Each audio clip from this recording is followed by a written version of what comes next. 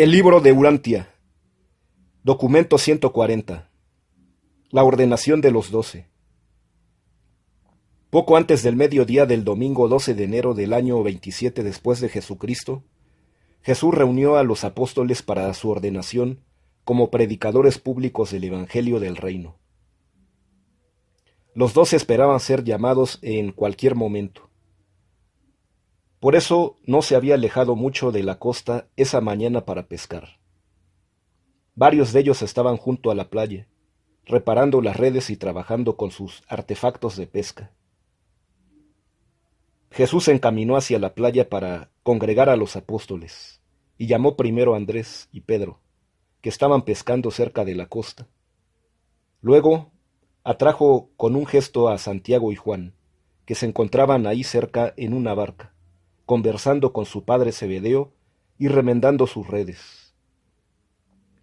De dos en dos reunió a los otros apóstoles, y cuando los 12 estuvieron todos juntos, se dirigió con ellos a las alturas al norte de Capernaum, y allí procedió a instruirlos para prepararlos para la ordenación formal. Por una vez los 12 apóstoles permanecieron en silencio. Hasta Pedro estaba meditabundo. Por fin había llegado el momento largamente esperado. Se irían aparte con el maestro para participar en cierto tipo de ceremonia solemne de congregación personal y dedicación colectiva al trabajo sagrado de representar a su maestro en la proclamación del advenimiento del reino de su Padre. 1. La instrucción preliminar. Antes de los servicios de ordenación, Jesús habló a los 12 que estaban sentados a su alrededor. Hermanos míos, ha llegado esta hora del reino. Os he traído a este lugar apartado para presentaros al Padre como embajadores del reino. Algunos entre vosotros me habéis oído hablar de este reino en la sinagoga, cuando al principio os llamé. Cada uno de vosotros ha aprendido más sobre el reino del Padre, trabajando conmigo en las ciudades próximas al mar de Galilea. Ahora mismo tengo que deciros algo más respecto a este reino. El nuevo reino que mi Padre está a punto de establecer en el corazón de sus hijos terrenales será un dominio eterno. No habrá fin a este gobierno de mi Padre, en el corazón de los que desean hacer su voluntad divina. Os declaro que mi Padre no es el Dios de los judíos ni de los gentiles. Muchos vendrán del este y del oeste para sentarse con nosotros en el reino del Padre, mientras que muchos de los hijos de Abraham se negarán a entrar en esta nueva hermandad del dominio del Espíritu del Padre en el corazón de los hijos del hombre. El poder de este reino no consistirá en la fuerza de los ejércitos, ni en el poderío de las riquezas, sino más bien en la gloria del Espíritu Divino, que vendrá a enseñar a las mentes y a gobernar el corazón de los ciudadanos renacidos de este reino celestial, los hijos de Dios. Esta es la hermandad del amor en que reina la rectitud y cuyo grito de batalla será: paz sobre la tierra y buena voluntad entre todos los hombres. Este reino que vosotros muy pronto iréis a proclamar es el deseo de los hombres de buena voluntad de todos los tiempos, la esperanza de la tierra entera y el cumplimiento de las promesas sabias de todos los profetas. Pero para vosotros, hijitos míos, y para todos los que os seguirán en este reino, una dura prueba se impone. Solo la fe os abrirá sus pórticos, pero vosotros deberéis rendir los frutos del Espíritu de mi Padre si queréis continuar ascendiendo en la vida progresiva de la comunidad divina. De cierto os digo, que no entrarán en el reino del cielo todo aquel que diga, Señor, Señor, sino más bien el que haga la voluntad de mi Padre que está en el cielo. Vuestro mensaje será para el mundo: buscad en primer término el reino de Dios y su justicia, y una vez que los encontraréis, de allí en adelante tendréis de seguro todas las demás cosas esenciales para la supervivencia eterna. Ahora os digo y os aclaro que este reino de mi Padre no se anunciará con muestras exteriores del poder ni con demostraciones indecorosas. No deberéis proclamar el reino diciendo, está aquí o está allí, porque este reino del que predicaréis es Dios dentro de vosotros. El que quiera ser grande en el reino de mi Padre será un ministro para todos, y el que quiera ser el primero entre vosotros, dejad que sea el siervo de sus hermanos. Pero cuando hayáis verdaderamente sido recibidos como ciudadanos en el reino celestial, ya no seréis siervos sino hijos, hijos del Dios viviente. Así progresará este reino en el mundo, hasta derribar cada barrera y conducir a todos los hombres al conocimiento de mi Padre y a creer en la verdad salvadora que yo he venido a declarar. Ya se acerca el reino, y algunos entre vosotros no morirán hasta que hayan visto venir el reino de Dios revestido de gran poder. Lo que vuestros ojos contemplan, este pequeño núcleo inicial de 12 hombres comunes, se multiplicará y crecerá hasta que finalmente toda la tierra se colme con alabanzas a mi Padre. Y no será tanto por las palabras que vosotros habléis, sino por la vida que vosotros viváis, que los hombres conocerán que habéis estado conmigo y que habéis aprendido sobre realidades del reino. Y aunque no deposito cargas pesadas sobre vuestra mente, estoy a punto de depositar sobre vuestra alma la responsabilidad solemne de representarme en el mundo cuando yo dentro de poco os deje, así como ahora yo represento a mi Padre en esta vida que estoy viviendo en la carne. Y cuando hubo terminado de hablar, se levantó. 2. La ordenación. Ahora Jesús les dijo a los 12 mortales que acababan de escuchar sus palabras sobre el reino, que se arrodillaran a su alrededor. Luego el maestro puso las manos sobre la cabeza de cada uno de los apóstoles, comenzando con Judas Iscariote y terminando con Andrés. Después de bendecirlos, extendió las manos y oró. Padre mío, he aquí que te traigo a estos hombres, mis mensajeros. Entre nuestros hijos en la tierra he elegido a estos 12 para que salgan y me representen, así como yo vine a representarte. Ámalos y acompáñalos como me has amado y me has acompañado a mí. Ahora pues, Padre mío, otorga sabiduría a estos hombres, mientras yo deposito todos los asuntos del reino venidero en las manos de ellos.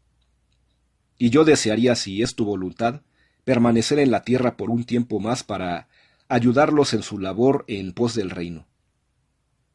Nuevamente, Padre mío, te doy las gracias por estos hombres y los encomiendo a tu cuidado mientras yo me dedico a terminar el trabajo que tú me has encomendado. Cuando Jesús terminó de orar, los apóstoles permanecieron en su sitio, con la cabeza inclinada, y pasaron muchos minutos antes de que Pedro se atreviese a levantar la mirada para contemplar al Maestro. Uno por uno abrazaron a Jesús, pero nadie dijo nada. Un gran silencio invadió ese lugar mientras las huestes de seres celestiales contemplaban tan solemne y sagrado espectáculo. El creador de un universo que encomendaba los asuntos de la hermandad divina del hombre a la dirección de mentes humanas. 3. El sermón de la ordenación. Entonces habló Jesús diciendo, ahora que ya sois embajadores del reino de mi Padre, ingresáis en una clase separada y distinta de todos los otros hombres de la tierra. Ya no sois hombres entre los hombres, sino que seréis entre las criaturas ignorantes de este mundo en tinieblas, ciudadanos esclarecidos de otro país, un país celestial. Ya no basta que viváis como habéis vivido antes en este momento, sino que en adelante debéis vivir como los que han probado la gloria de una vida mejor y han sido enviados de vuelta a la tierra como embajadores del soberano de este mundo nuevo y mejor. Más se espera del maestro que del alumno, del amo más se exige que del siervo, de los ciudadanos del reino celestial más es requerido que de los ciudadanos del gobierno terrestre. Algunas de las cosas que estoy a punto de deciros os parecerán duras, pero vosotros habéis elegido representarme. Punto de deciros os parecerán duras. Pero vosotros habéis elegido representarme en el mundo, así como yo ahora represento al Padre, y como mis representantes en la tierra,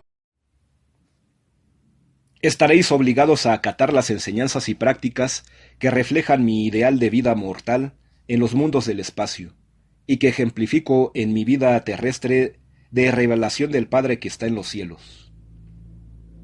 Os envío a que proclaméis la libertad a los cautivos espirituales, la felicidad a los que están encadenados por el temor, y que curéis a los enfermos, según la voluntad de mi Padre en los cielos. Cuando encontréis a mis hijos en aflicción, hablad palabras de aliento, diciendo: Bienaventurados los pobres de espíritu, los humildes, porque ellos serán los tesoros del reino del cielo. Bienaventurados los que tienen hambre y sed de rectitud, porque ellos serán saciados.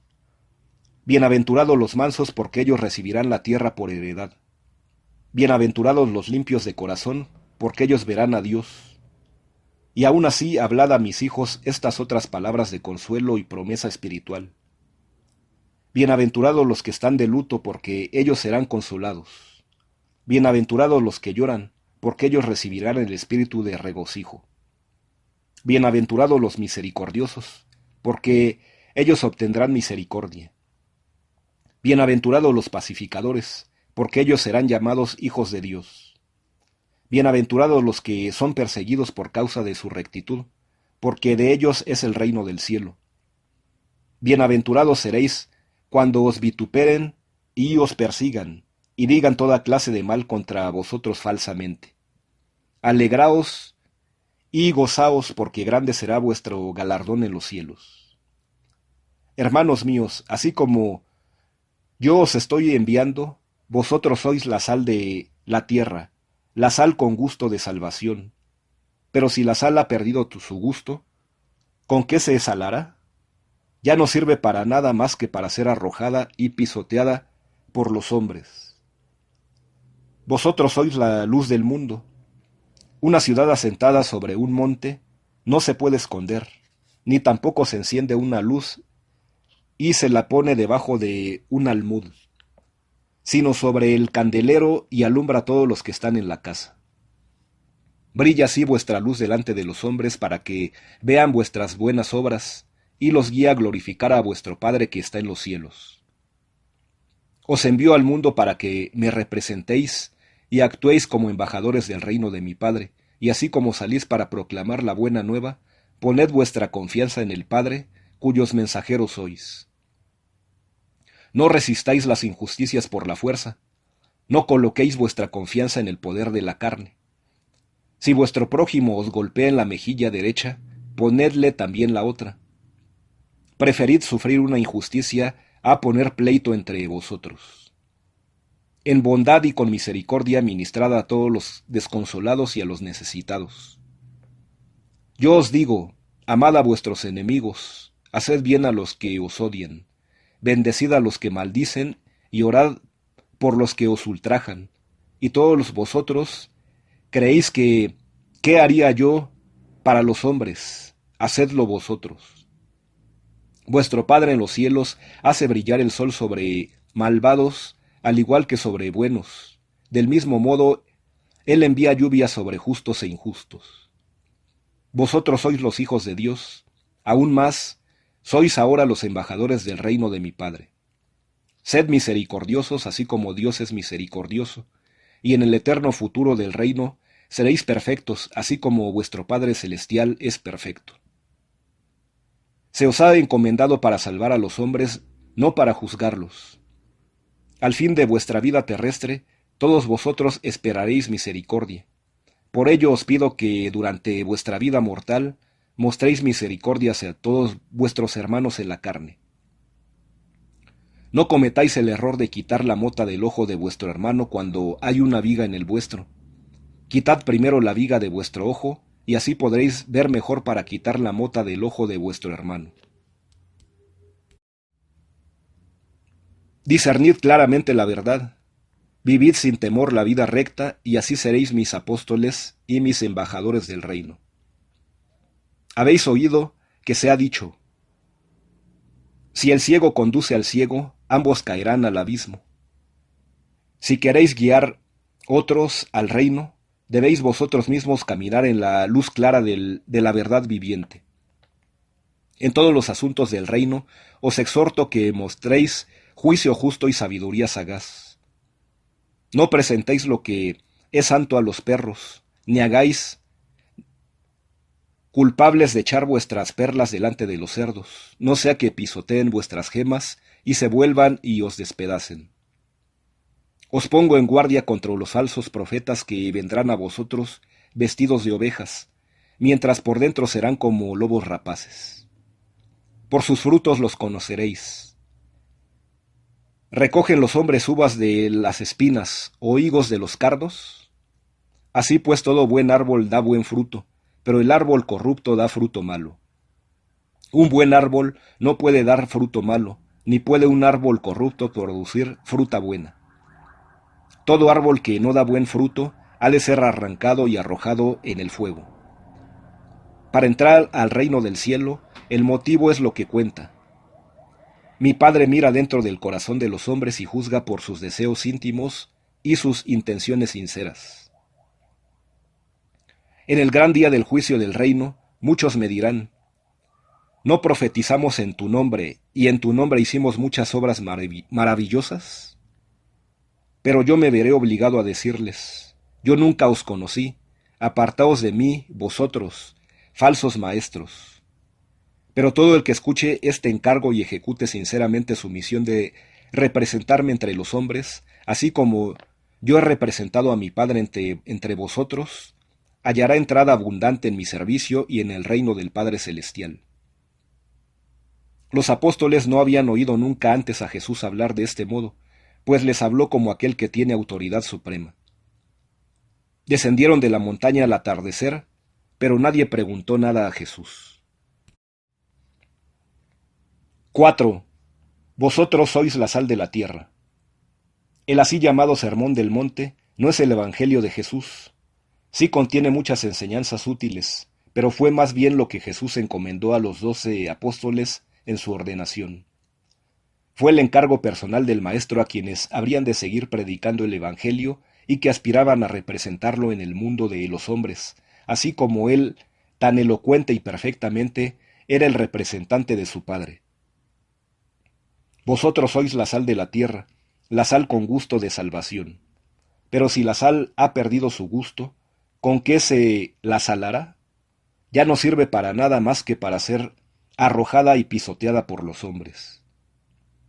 En los tiempos de Jesús la sal era un elemento precioso. Hasta se le utilizaba como moneda. La palabra moneda o salario deriva de sal. La sal no solo condimenta los alimentos, sino que también los conserva. Da más sabor a las cosas y por tanto sirve como se usa. Vosotros sois la luz del mundo. Una ciudad asentada sobre un monte no se puede esconder, ni tampoco se enciende una luz y se la pone debajo de un almud, sino sobre el candelero, y alumbra a todos los que están en la casa. Brilla así vuestra luz delante de los hombres, para que vean vuestras buenas obras y los guíe a glorificar a nuestro Padre que está en los cielos. Aunque la luz dispersa las tinieblas, también puede ser tan enceguecedora que confunda y frustre.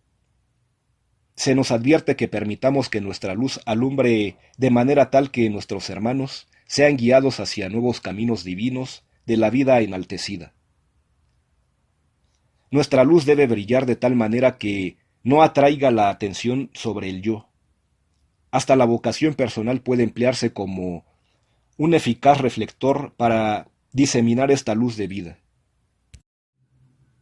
La rectitud experiencial es un placer, no un deber. La rectitud de Jesús es un amor dinámico, afecto paterno-fraterno. No es el tipo de rectitud del mandato negativo, el no harás. ¿Cómo podría uno jamás tener hambre de algo negativo, de algo que no harás? No es fácil enseñar estas dos primeras beatitudes a una mente infantil, pero la mente madura deberá comprender su significado. 3. Bienaventurados los mansos, porque ellos recibirán la tierra por heredad. La mansedumbre genuina no tiene relación alguna con el temor. Es más bien una actitud del hombre que coopera con Dios. Hágase tu voluntad. Comprende la paciencia y la tolerancia, y está motivada por la fe inamovible en un universo ordenado y cordial. Domina todas las tentaciones de la rebelión contra la dirección divina. Jesús fue un manso ideal de Urantia y heredó un vasto universo. 4. Bienaventurados los limpios de corazón, porque ellos verán a Dios. La pureza espiritual no es una cualidad negativa, excepto que no contiene sospecha ni venganza. Al hablar de la pureza, Jesús no intentó tratar exclusivamente de las actitudes sexuales del hombre. Se refería más a una fe que el hombre debe tener en su semejante. Esa fe que tiene un padre en su hijo, y que le permite amar a sus semejantes así como un padre los amaría. El amor de un padre no necesita malcriar, y no perdona el mal, pero nunca es cínico. El amor paterno tiene un propósito único y siempre busca lo mejor en el hombre. Esa es la actitud de un verdadero padre. Ver a Dios por la fe significa adquirir verdadero discernimiento espiritual. El discernimiento espiritual aumenta la guía del ajustador, y estos dos terminan por aumentar la conciencia de Dios. Cuando conocéis al Padre, estáis seguro de la filiación divina y puedes amar cada vez más a cada uno de tus hermanos en la carne, no solo como hermano, con amor fraterno, sino también como padre, con afecto paterno. Es fácil enseñar esta admonición a un niño. Los niños son por naturaleza confiados, y los padres deberían hacer todo lo posible para que no pierdan esa fe sencilla. Al tratar con niños, evitad todo engaño, y no despertéis en ellos sospechas. Ayudadlos con sabiduría a elegir sus héroes y sus tareas en la vida. Siguió pues Jesús enseñando a sus seguidores cómo alcanzar el propósito fundamental de toda la lucha humana, el logro de la perfección, aún la divina. Siempre les exhortaba: sed perfectos así como vuestro Padre en los cielos es perfecto. No exhortó a los 12 a que amaran al prójimo como se amaban a sí mismos. Esa habría de ser un logro noble. Habría indicado el alcance del amor fraterno. Más bien amonestó a sus apóstoles a que amaran a los hombres como Él los había amado a ellos. Que amaran con afecto paterno, así como también fraterno. Y lo ilustró indicando 4 reacciones supremas del amor paterno. 1. Bienaventurados los que están de luto, porque ellos serán consolados. El así llamado sentido común o lógica óptima no sugería nunca la felicidad. Puede surgir de luto.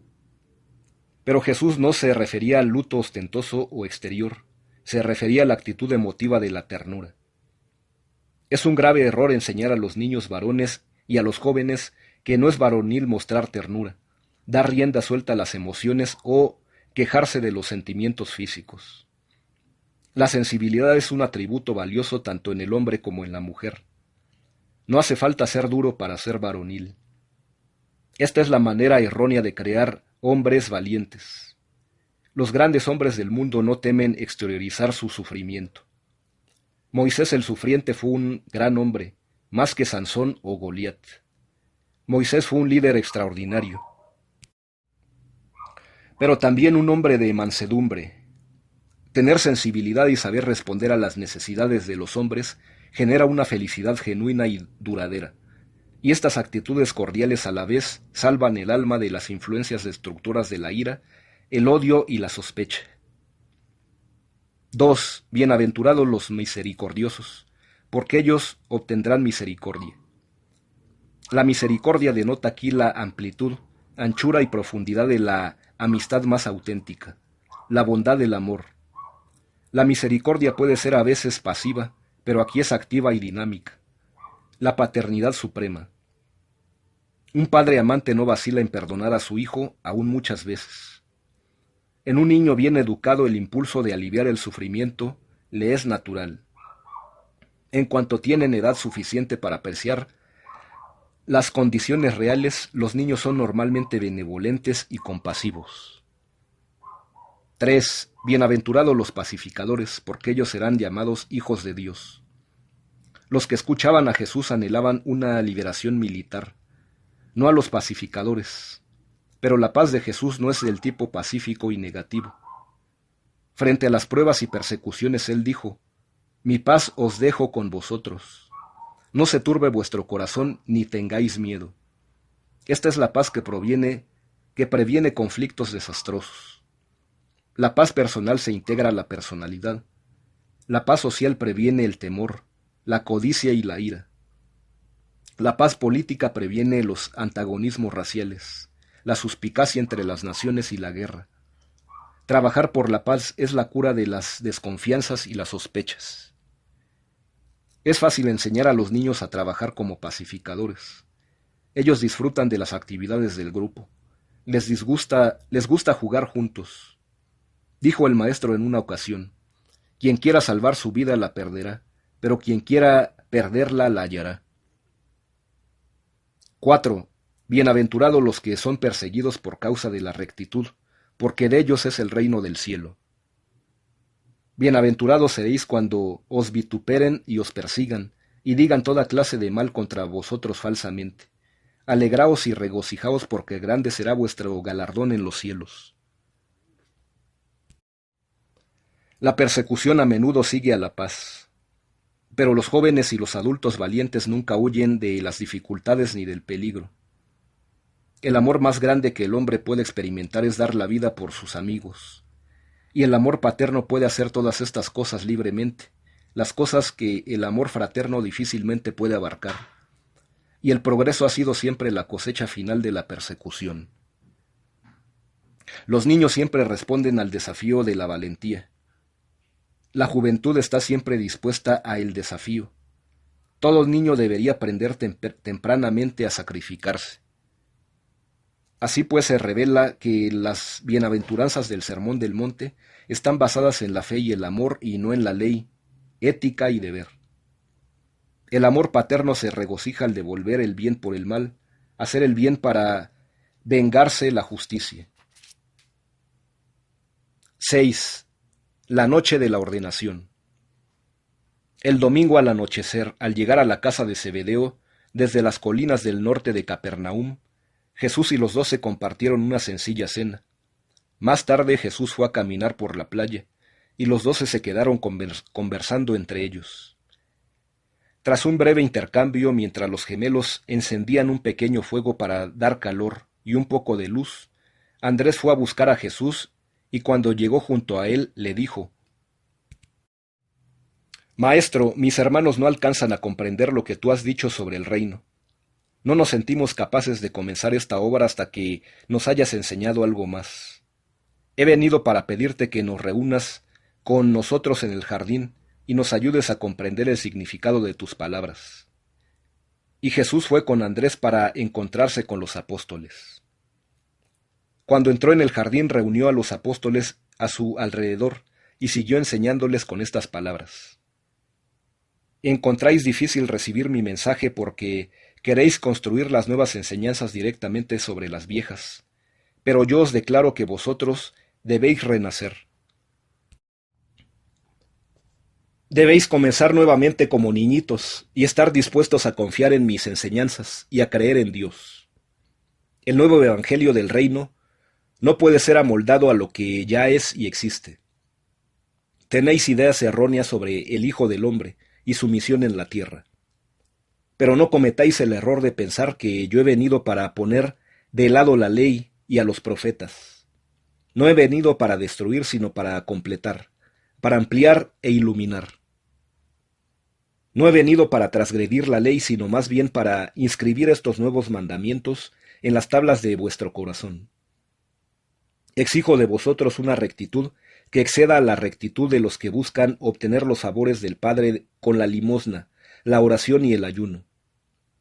Si queréis entrar en el reino, debéis tener una actitud que consista en amor, misericordia y verdad, el deseo sincero de hacer la voluntad de mi Padre en el cielo. Entonces dijo Simón Pedro: Maestro, si tienes un nuevo mandamiento, quisiéramos oírlo. Revélanos la nueva senda. Jesús le contestó a Pedro: lo habéis oído decir de los que enseñan la ley: no matarás, que el que mate estará sujeto al juicio. Pero yo miro más allá del acto para descubrir el motivo. Os declaro que todo el que está irado contra su hermano está en peligro de condena. El que alimenta el odio en su corazón y proyecta la venganza en su mente, corre el peligro de ser juzgado. Vosotros debéis juzgar a vuestros semejantes por sus acciones. El Padre Celestial juzga por las intenciones. Habéis oído a los maestros de la ley decir: no cometerás adulterio. Pero yo os digo que todo hombre que contemple a una mujer con intento de lujuria, ya ha cometido adulterio con ella en su corazón.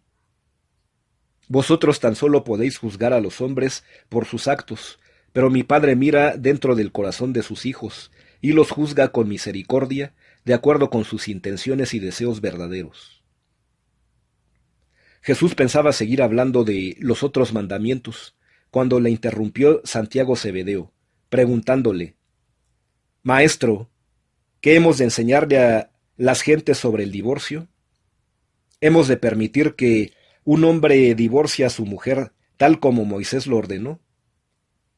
Cuando Jesús oyó esta pregunta, dijo: no he venido para legislar, sino para esclarecer. No he venido para reformar los reinos de este mundo, sino para, más bien, establecer el reino del cielo. No es la voluntad de mi Padre que ceda yo a las tentaciones de enseñaros reglas de gobierno, comercio o conducta social que, aunque puedan ser buenas para el día de hoy, estarían lejos de ser adecuadas para la sociedad de otra época. Estoy en la tierra solamente para consolar la mente, liberar el espíritu y salvar el alma de los hombres. Pero diré sobre esta cuestión del divorcio que, aunque Moisés lo tolerara, no era así en los tiempos de Adán y en el jardín. Una vez que los apóstoles hubieron conversado entre ellos por un breve periodo, Jesús siguió diciendo: debéis reconocer siempre los dos puntos de vista de toda conducta mortal, el humano y el divino, los caminos de la carne y la senda del espíritu, la valoración del tiempo y el punto de vista de la eternidad. Aunque los 12 no podían comprender por completo lo que él les enseñaba, este consejo mucho les ayudó. Entonces dijo Jesús: pero tropezáis con mis enseñanzas porque queréis interpretar mi mensaje literalmente. Sois lentos en discernir el espíritu de mis enseñanzas. Nuevamente debéis recordar que sois mis mensajeros. Debéis vivir vuestra vida así como yo he vivido la mía en el espíritu. Sois mis representantes personales, pero no cometáis el error de esperar que todos los hombres vivan como vivís vosotros en todos los aspectos. También debéis recordar que yo tengo ovejas que no son de este rebaño, y que tengo obligaciones también para con ellos, porque debo proveerles el modelo para cumplir con la voluntad de Dios mientras vivo la vida de una naturaleza mortal. Entonces preguntó Natanael: Maestro, ¿es que no hemos de dar lugar alguno a la justicia? La ley de Moisés dice: ojo por ojo y diente por diente. ¿Qué hemos de decir nosotros? Y Jesús contestó: vosotros devolveréis el bien por el mal. Mis mensajeros no deben luchar con los hombres, sino tratarlos con dulzura. Vuestra regla no será la medida con la que medís, o será medido. Quienes gobiernan a los hombres pueden tener tales leyes, pero no el reino. La misericordia determinará siempre vuestro juicio y el amor vuestra conducta. Si esto os parece duro, aún ahora podéis iros. Si encontráis que los requisitos del apostolado son demasiado exigentes, podéis retornar al camino menos riguroso de los discípulos. Al escuchar estas sorprendentes palabras, los apóstoles se apartaron entre ellos por un momento, pero pronto retornaron. Y Pedro dijo: Maestro, queremos seguir contigo. Ninguno entre nosotros quiere irse. Estamos completamente preparados para pagar el precio adicional. Beberemos de la copa. Queremos ser apóstoles, no tan solo discípulos. Cuando Jesús oyó esto, dijo: Estad pues dispuestos a cumplir vuestras responsabilidades y seguirme. Haced el bien en secreto. Cuando hagáis limosnas, que no sepa vuestra mano izquierda lo que hace vuestra mano derecha. Cuando oréis, apartaos a solas, y no uséis vanas repeticiones y frases estereotipadas. Recordad siempre que el Padre conoce lo que necesitáis, aún antes de que se lo solicitéis. Y no pongáis a ayunar con expresión triste para que os vean los hombres. Como mis apóstoles elegidos, apartados ahora para servir al reino, no acumuléis sobre vosotros los tesoros de la tierra, sino que mediante vuestro servicio generoso, acumuléis tesoros en el cielo, porque allí donde estén vuestros tesoros, allí también estará vuestro corazón. La lámpara del cuerpo es el ojo. Si pues vuestro ojo es generoso, vuestro cuerpo entero estará lleno de luz. Pero si vuestro ojo es egoísta, vuestro cuerpo entero estará lleno de tinieblas. Si la luz misma que está dentro de vosotros se vuelve tinieblas, ¿cuán grande será la oscuridad? Entonces Tomás preguntó a Jesús si debían continuar compartiéndolo todo. Dijo el Maestro: Sí, hermanos míos, deseo que vivamos juntos como una familia llena de compasión, de comprensión. Se os confía una gran tarea, y yo anhelo vuestro servicio exclusivo. Sabéis que bien se ha dicho, ningún hombre podrá servir a dos señores. No podéis adorar sinceramente a Dios y al mismo tiempo servir de todo corazón a Mamón. Alistados ya sin reservas en el trabajo del reino. No sintáis ansiedad por vuestras vidas, menos aún os preocupéis de lo que comáis o bebáis, o en cuanto a vuestros cuerpos, de cómo los cubriréis. Ya habéis aprendido que manos con voluntad y corazones honestos no pasarán hambre. Ahora cuando os preparáis a dedicar todas vuestras energías al trabajo del reino, estad seguros de que el Padre no se olvidará de vuestras necesidades. Buscad primero el reino de Dios, y cuando hayáis hallado la puerta de entrada, todas las cosas necesarias os serán dadas. No os pongáis ansiosos, pues ansiosos por el mañana. Basta cada día su propio afán. Cuando vio Jesús que ellos estaban dispuestos a quedarse levantados toda la noche para hacerle preguntas, les dijo: Hermanos míos, vosotros sois vasijas de barro. Es mejor que vayáis a descansar para estar listos para el trabajo de mañana. Pero el sueño se había alejado de sus ojos. Pedro se aventuró a pedir a su maestro una breve conversación privada contigo. No es que quiera yo tener secretos para con mis hermanos, pero mi espíritu está atribulado, y si acaso merezco un reproche de mi maestro, podría soportarlo mejor a solas contigo. Jesús le dijo: Ven conmigo, Pedro, dirigiéndose a la casa. Cuando Pedro regresó del encuentro con su maestro, profundamente animado y alentado, Santiago decidió entrar y hablar con Jesús. Y así sucesivamente hasta las primeras horas de la madrugada, los demás apóstoles entraron uno por uno para hablar con el Maestro. Cuando todos ellos habían hablado en privado con él, excepto los gemelos, que se habían quedado dormidos, Andrés entró a ver a Jesús y le dijo: Maestro, los gemelos se han quedado dormidos en el jardín junto al fuego. ¿Debo despertarlos para preguntarles si también quieren hablar contigo? Y sonriente Jesús le dijo a Andrés: Hacen bien, no los molestes. Terminaba ya la noche y despuntaba la luz de un nuevo día. 7. La semana posterior a la ordenación.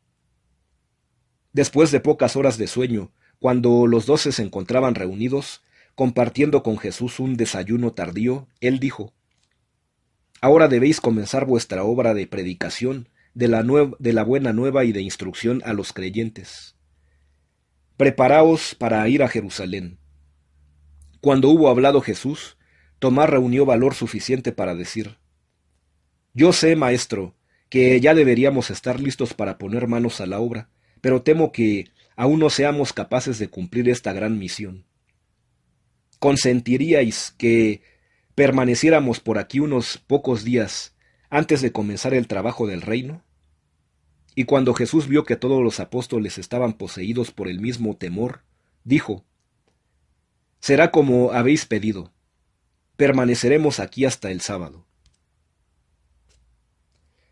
Por semanas y semanas llegaban a Betsaida en pequeños grupos, sinceros buscadores de la verdad para ver a Jesús, pero llegaba también gente simplemente curiosa. Las noticias sobre él ya se habían difundido por toda la región. Llegaba gente deseosa de saber desde ciudades tan lejanas como Tiro, Sidón, Damasco, Cesarea y Jerusalén. Hasta ese momento, Jesús acogía a esas gentes y les enseñaba sobre el reino. Pero ahora el Maestro encomendó esta tarea a los 12.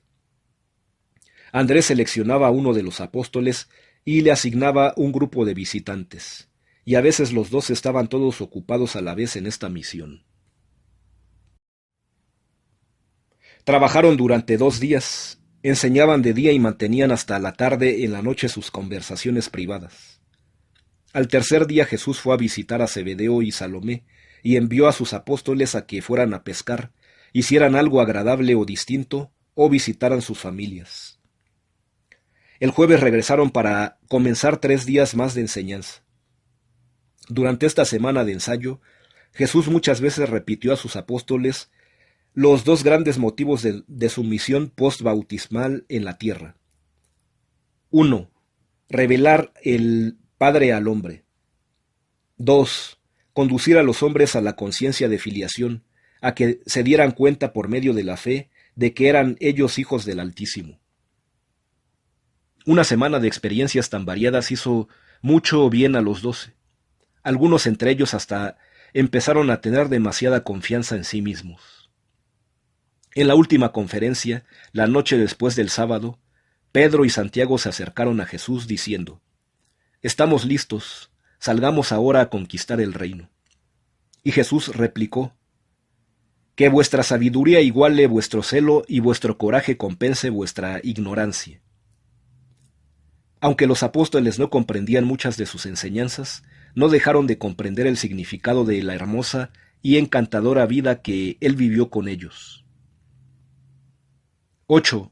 El jueves por la tarde en el lago. Bien sabía Jesús que sus apóstoles no asimilaban del todo sus enseñanzas. Decidió impartir instrucciones especiales a Pedro, Santiago y Juan, con la esperanza de que pudieran ellos aclarar las ideas de sus asociados. Veían que, aunque algunas características de la idea de un reino espiritual eran comprendidas por los 12, ellos persistían en relacionar estas nuevas enseñanzas espirituales directamente con los antiguos y arraigados conceptos literales del reino del cielo, como la restauración del trono de David y el restablecimiento de Israel con un poder temporal en la tierra. Por consiguiente, el jueves por la tarde, Jesús se alejó de la costa en una barca con Pedro, Santiago y Juan para hablar de los asuntos del reino. Fue esta una lección instructiva de 4 horas, que comprendió decenas de preguntas y respuestas, y para los fines de esta narración es más provechoso reorganizar el resumen que, de esta tarde importantísima, hiciera Simón Pedro a su hermano Andrés a la mañana siguiente. 1. Hacer la voluntad del Padre. Las enseñanzas de Jesús en cuanto a confiar en el cuidado del Padre Celestial no era un fatalismo ciego y pasivo. Esa tarde citó con aprobación un viejo dicho hebreo: «El que no trabaja no come». Señaló su propia experiencia como ilustración suficiente de sus enseñanzas. Sus preceptos sobre la confianza en el Padre no deben juzgarse sobre la base de las condiciones sociales o económicas de los tiempos modernos, ni de ninguna otra época. Sus enseñanzas abarcan los principios ideales del vivir cerca de Dios en todas las épocas y en todos los mundos. Jesús les aclaró a los 3 la diferencia entre las exigencias del apostolado y las del discípulo. Aún entonces, no prohibió a los 12 el ejercicio de la prudencia y de la previsión. Su prédica no iba contra la previsión, sino contra la ansiedad, la preocupación. Enseñaba la sumisión activa y alerta de la voluntad de Dios. En respuesta a muchas de sus preguntas sobre la frugalidad y la economía, les llamó sencillamente la atención sobre su propia vida como carpintero, fabricante de barcas y pescador, y su cuidadosa organización de los 12. Trató de aclarar que el mundo no debe ser considerado un enemigo, que las circunstancias de la vida constituyen un plan divino que actúa junto con los hijos de Dios. Jesús encontró grandes dificultades en hacerles comprender su práctica personal de no resistencia. Se negaba en forma absoluta a definirse a sí mismo y les pareció a los apóstoles que les hubiera gustado que ellos siguieran la misma política. Les enseñó a no resistir el mal, a no combatir la injusticia o la injuria, pero no les enseñó a tolerar pasivamente las maldades. Indicó muy claramente en esa tarde que él aprobaba el castigo social de los malhechores y criminales, y que el gobierno civil a veces debe emplear la fuerza para mantener el orden social y aplicar la justicia. No dejó nunca de advertir a sus discípulos contra la práctica malvada de la represalia. No permitía la venganza, la idea de desquitarse. Deploraba guardar rencor. Desaprobaba la idea de ojo por ojo y diente por diente. Le desagradaba todo el concepto de la venganza privada y personal, y prefería asignar estos asuntos al gobierno civil por una parte y al juicio de Dios por la otra. Les aclaró a los tres que sus enseñanzas se referían al individuo y no al Estado. Resumió sus instrucciones hasta ese momento sobre estos asuntos como sigue. Amad a vuestros enemigos. Recordad las exigencias morales de la hermandad humana. La futilidad del mal, un agravio no se corrige con la venganza. No cometáis el error de luchar contra el mal con sus propias armas. Tened fe, confianza en el triunfo final de la justicia divina y de la bondad eterna. 2. Actitud política. Advirtió a sus apóstoles que fuesen discretos en sus comentarios relativos a las difíciles relaciones existentes a la sazón entre el pueblo judío y el gobierno romano. Les prohibió que en modo alguno se enredaran en estas dificultades. Él siempre tuvo cuidado de evitar las trampas políticas de sus enemigos, siempre respondiendo: dad al César las cosas que son del César, y a Dios las que son de Dios. No permitía que su atención fuese desviada de su misión de establecer un nuevo camino de salvación. No se permitía a sí mismo preocuparse por otras cosas. En su vida personal siempre cumplió fielmente con todas las leyes y reglas civiles, y en sus enseñanzas públicas ignoró los ámbitos cívicos, sociales y económicos. Les dijo a los tres apóstoles que a él solo le preocupaban los principios de la vida espiritual interior y personal del hombre. Jesús no fue pues un reformador político. No vino para reorganizar el mundo. Aunque lo hubiese hecho, solo podría haber sido aplicable a esa época y a esa generación. Sin embargo, mostró al hombre la óptima manera de vivir, y ninguna generación está exenta de la tarea de descubrir cómo adaptar de la mejor manera la vida de Jesús a sus propios problemas. Pero no cometáis jamás el error de identificar las enseñanzas de Jesús con alguna teoría política o económica, con algún sistema social o industrial.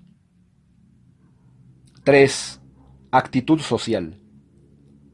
Los rabinos judíos venían debatiendo desde hace mucho el problema de ¿quién es mi prójimo? Jesús llegó con la idea de una generosidad activa y espontánea, un amor por los semejantes tan genuino que expandía el concepto de vecino hasta incluir al mundo entero, tomando en vecinos por lo tanto a todos los hombres. Pero pese a todo esto, Jesús estaba interesado solamente en el individuo, no en la masa. Jesús no era un sociólogo, pero se esforzó por echar por tierra toda forma de aislamiento egoísta. Enseñó comprensión pura, compasión. Miguel de Nevadón es un hijo dominado por la misericordia. La compasión es su naturaleza propia. El maestro no dijo que los hombres nunca debían agasajar a sus amigos, pero sí dijo que sus discípulos deberían ofrecer fiestas a los pobres y a los desafortunados. Jesús tenía un firme sentido de la justicia, pero era una justicia siempre atemperada por la misericordia. No enseñó a sus apóstoles que se dejaran dominar por los parásitos sociales ni por los buscadores profesionales de limosnas. Lo más cercano a un comentario sociológico que hizo Jesús fue: no juzguéis para que no seáis juzgados. Dijo claramente que la lástima indiscriminada puede producir muchos males sociales. Al día siguiente Jesús instruyó en forma clara a Judas de que no debían entregarse fondos apostólicos en limosnas, excepto si él o dos de los apóstoles juntos se lo pedían. En todos estos asuntos era práctica de Jesús decir siempre: sed tan sabios como serpientes, pero tan inocuos como palomas. Parecía ser su propósito en toda situación social enseñar paciencia, tolerancia y perdón. La familia ocupaba el centro mismo de la filosofía de la vida de Jesús, aquí y en lo sucesivo. Las enseñanzas sobre Dios las basaba en la familia, tratando al mismo tiempo de corregir la tendencia humana a honrar excesivamente a los antepasados.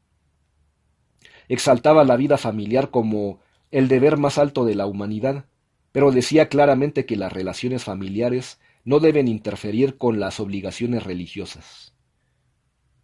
Llamaba la atención sobre el hecho de que la familia es una institución temporal, que no sobrevive a la muerte. Jesús no vaciló en dejar a su familia cuando la familia fue en contra de la voluntad del Padre. Enseñó la nueva y más amplia hermandad del hombre, la de los hijos de Dios.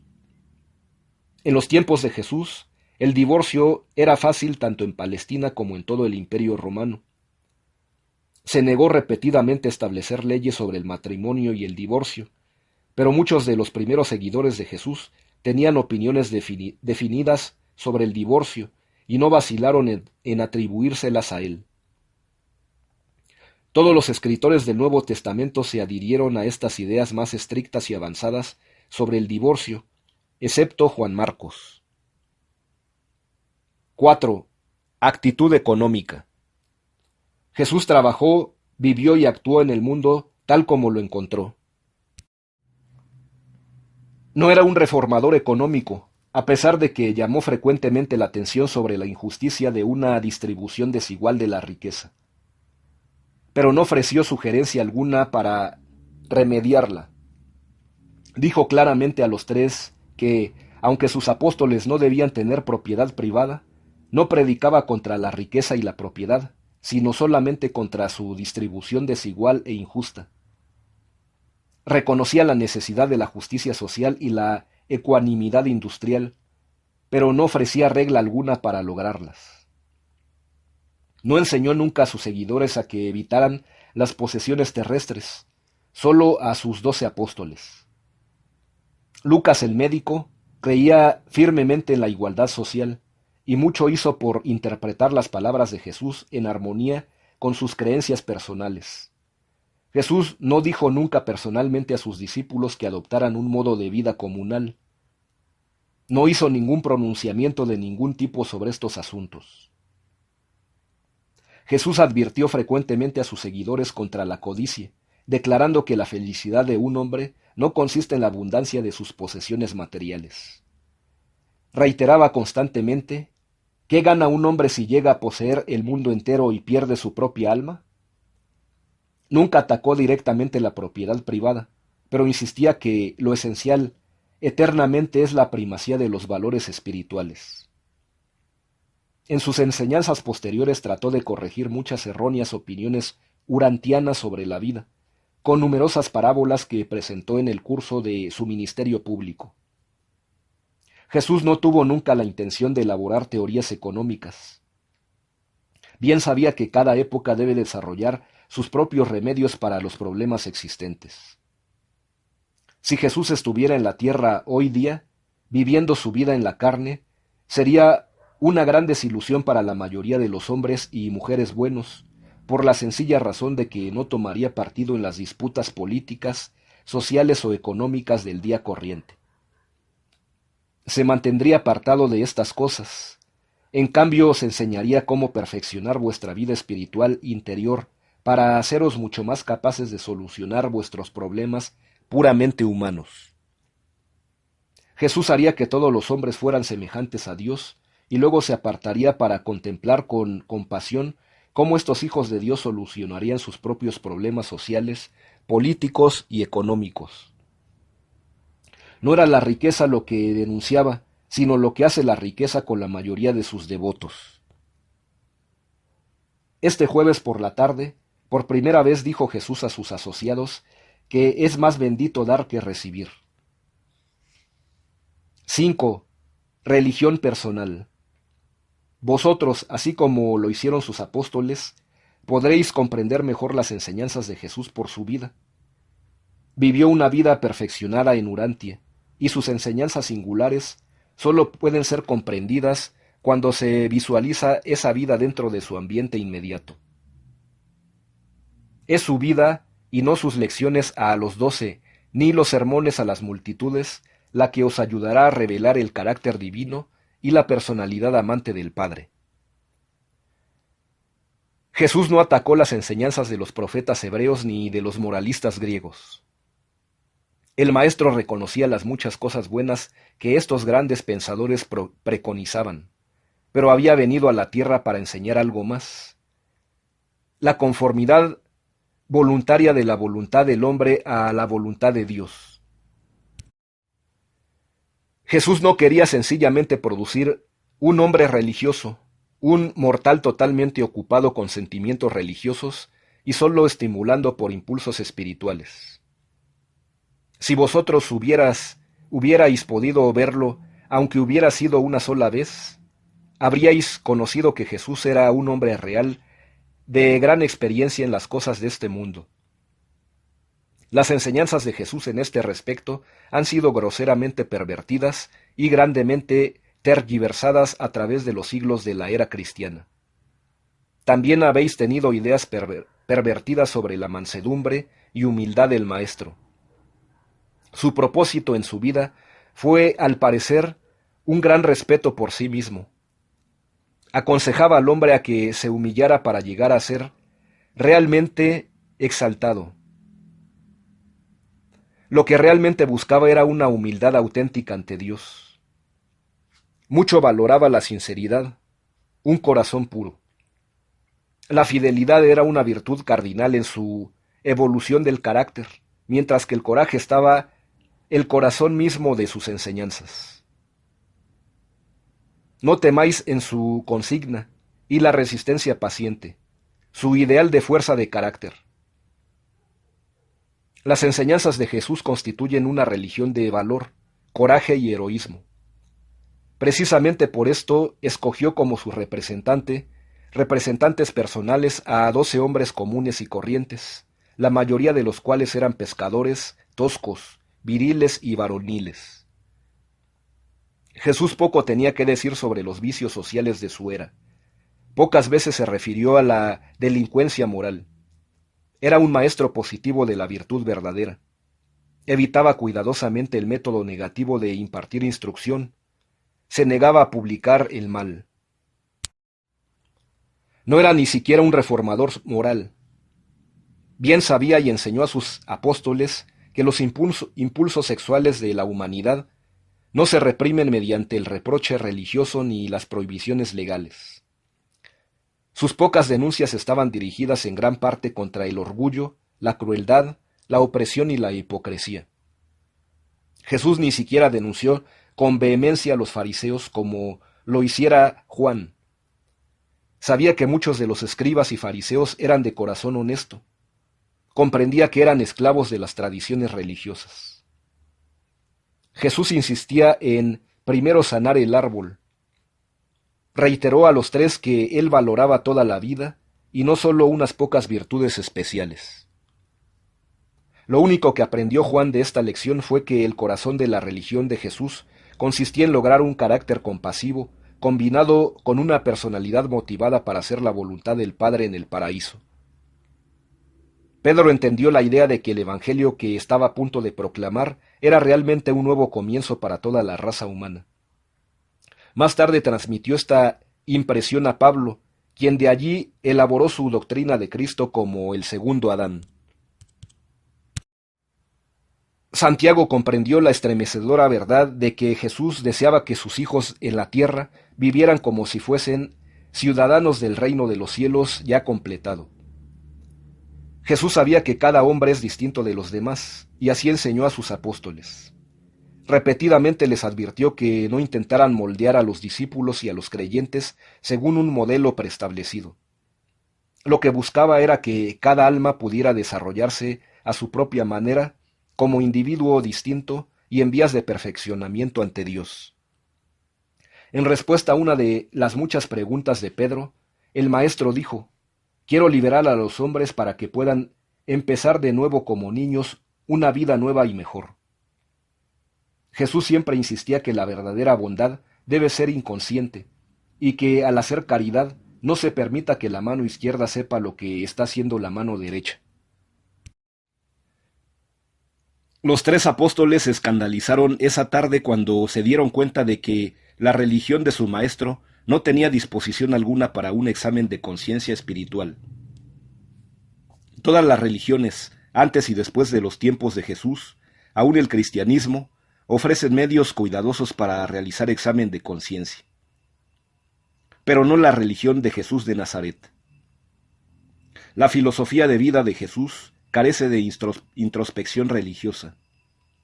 El hijo del carpintero nunca enseñó la formación del carácter, enseñó el crecimiento del carácter, declarando que el reino del cielo es como un grano de mostaza. Pero Jesús nada dijo que proscribiera el análisis con el objeto de prevenir todo egoísmo arrogante. El derecho de entrar en el reino está condicionado por la fe, la creencia personal. El costo de permanecer en la ascensión progresiva del reino es una perla de gran precio. Para poseerla, el hombre vende todo lo que tiene. Las enseñanzas de Jesús son una religión para todos, no solamente para débiles y esclavos. Su religión no se cristalizó en su época, en credos y leyes teológicas. No dejó una sola línea escrita. Su vida y sus enseñanzas fueron legadas al universo como herencia inspiradora e ideal para la guía espiritual e instrucción moral en todas las épocas, en todos los mundos. Y aún hoy, las enseñanzas de Jesús se distinguen de todas las religiones como tales, aunque son la esperanza viviente de cada una de estas. Jesús no enseñó a sus apóstoles que la religión es la única ocupación del hombre en la tierra. Esa era la idea judía de servir a Dios. Pero sí insistió en que la religión fuera la ocupación exclusiva de los 12. Jesús nada enseñó que desviara a sus creyentes de la búsqueda de la cultura genuina. Tan solo quiso apartarse de las escuelas religiosas de Jerusalén, las cuales estaban esclavizadas por las tradiciones. Era liberal, de gran corazón, culto y tolerante. La mojigatería no tiene lugar en su filosofía de un recto vivir. El maestro no ofrecía soluciones para los problemas no religiosos de su propia época, ni de las épocas subsiguientes. Jesús deseaba desarrollar el discernimiento espiritual para captar las realidades eternas y estimular la iniciativa en la originalidad en el vivir. Se dedicaba exclusivamente a las necesidades espirituales fundamentales y permanentes de la raza humana. Revelaba una bondad igual a Dios. Exaltaba el amor, la verdad, la belleza y la bondad, como ideal divino y realidad eterna. El Maestro vino para crear en el hombre un nuevo espíritu, una voluntad nueva, para impartir una capacidad nueva para conocer la verdad, experimentar la compasión y elegir la virtud. la voluntad de estar en armonía con la voluntad de Dios, combinada con el impulso eterno de volverse perfecto, así como es perfecto el Padre en los cielos. 9. El día de la consagración. El sábado siguiente lo dedicó Jesús a sus apóstoles, regresando a las tierras altas, en donde los había ordenado. Y allí, después de un largo y alentador mensaje personal, bellamente conmovedor, inició el acto solemne de la consagración de los 12.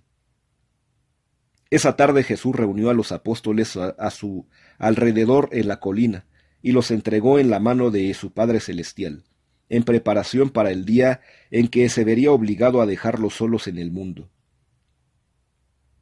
No hubo enseñanzas nuevas en esta ocasión, sino tan solo conversación y comunión. Jesús resumió muchas de las enseñanzas del sermón de ordenación, pronunciando en este mismo lugar y luego, llamándolos ante sí, uno por uno, les encomendó a salir al mundo como sus representantes.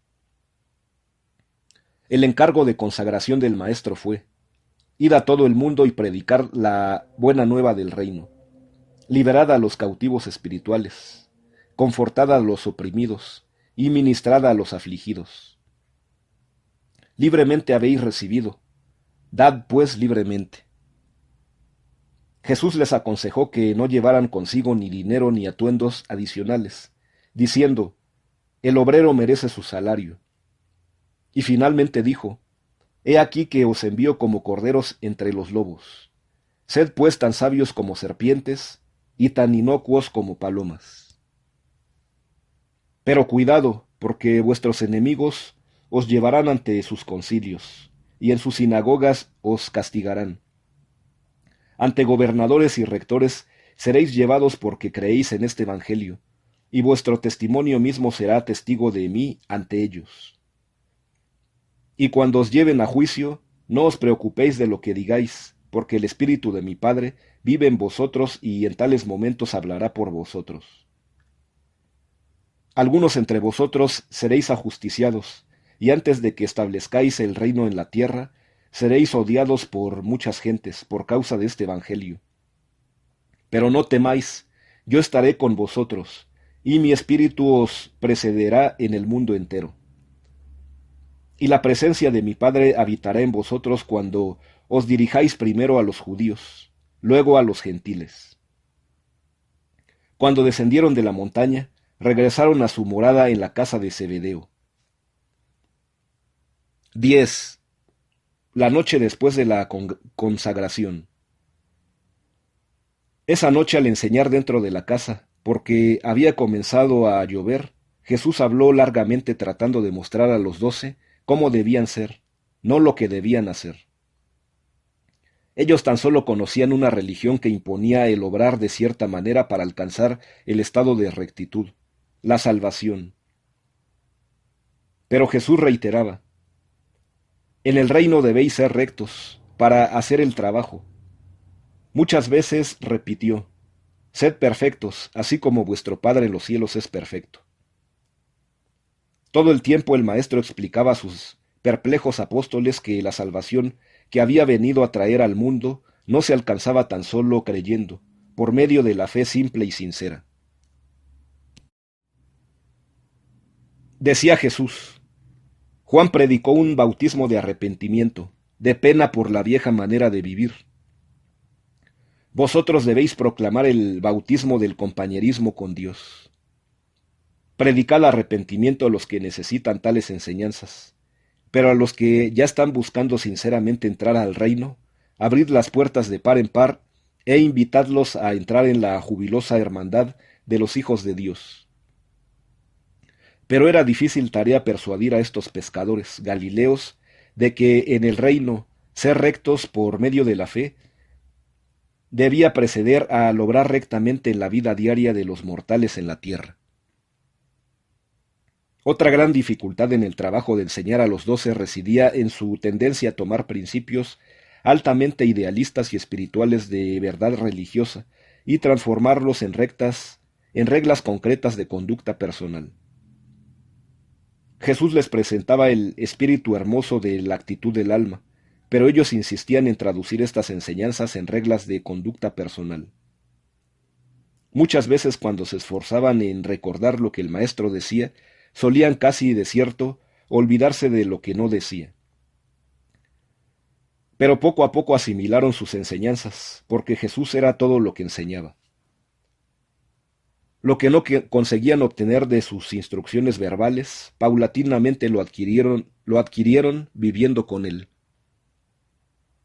Los apóstoles no veían manifiesto que su maestro estaba viviendo una vida de inspiración espiritual para todas las personas, de todas las eras, de todos los mundos, de un extenso universo. A pesar de que Jesús les decía esto de vez en cuando, los apóstoles no alcanzaban a comprender la idea de que estaba haciendo una labor en este mundo, pero para todos los otros mundos de su vasta creación. Jesús vivió su vida terrestre en Urantia, no para dar un ejemplo personal de vida mortal a los hombres y mujeres de este mundo, sino más bien para crear un ideal altamente espiritual e inspirador para todos los seres mortales de todos los mundos. Esta misma noche Tomás le preguntó a Jesús: Maestro, tú dices que debemos llegar a ser como niñitos antes de entrar en el reino del Padre, y sin embargo nos has advertido que no nos dejemos engañar por falsos profetas, ni que nos hagamos culpables de echar nuestras perlas delante de los cerdos.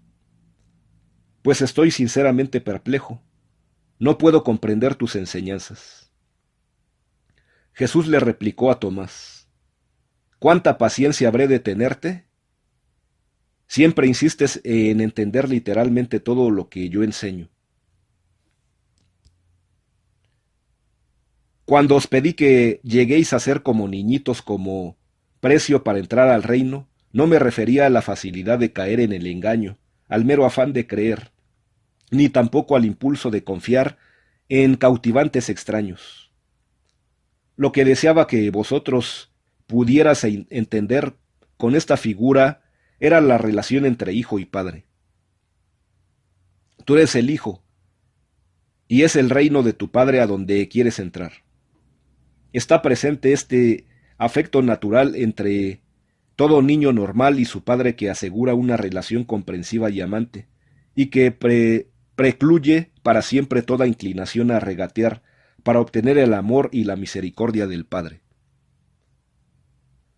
Y el Evangelio que vais a predicar tiene que ver con esta salvación que crece del descubrimiento por la fe de esa misma y entera relación entre niño y padre.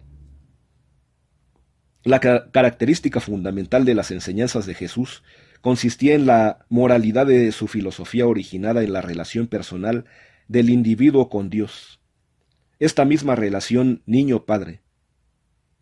Jesús hacía hincapié en el individuo, no en la raza ni en la nación. Mientras comían la cena, Jesús tuvo una conversación con Mateo, en la que le explicó que la moralidad de cualquier acción está determinada por la motivación del individuo. La moralidad de Jesús siempre era positiva. La regla de oro, tal como Jesús la expresó, exige un activo contacto social. La antigua regla negativa podía ser obedecida en la soledad.